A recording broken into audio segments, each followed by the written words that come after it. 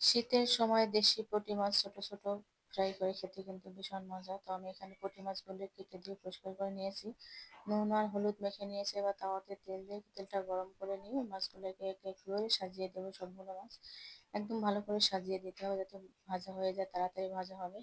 এক পাশ হয়ে গেছে আর এক পাশ উল্টে দেবো। মাছগুলো কড়কড়া করে ভেজে নিতে হবে।